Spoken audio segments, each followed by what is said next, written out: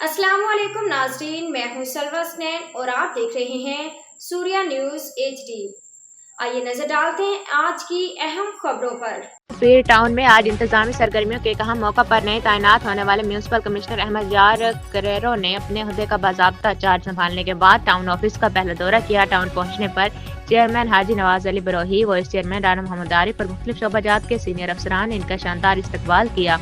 Chairman हाजी नवाज अली बरोही ने municipal commissioner को गले लगाकर खुशामदीद कहा, इन्हें फूलों का हार पहनाया और टाउन की जानिब से मुकम्मल ताउन की यकीन दहानी कराई। यह मौका नहायत खुशगवार और बावकार माहौल में गुजरा, जिसमें नए म्यूनिसिपल कमिश्नर ने तमाम अफसरान से हाथ मिलाकर अपना तारुफ पेश किया। तारीफी गुफ्तगू के दौरान म्यूनिसिपल कमिश्नर अहमद यार ने कहा कि इन्हें मंगो पीर टाउन में चार्ज मिलने पर बेहद खुशी है, क्योंकि चेयरमैन हाजी नवाज बरोही एक फ़ाल, ईमानदार और फील्ड वर्क पर यकीन रखने वाले अवामी नुमाइंदे के तौर पर शहर भर में मशहूर हैं। उन्होंने कहा कि वो कई मौके पर हाजी नवाज बरोही का नाम सुन चुके हैं, जो हर तरक्याती काम की खुद निगरानी करते हैं और इलाके के मसाइल के फौरी हल के लिए हमेशा मौजूद रहते हैं।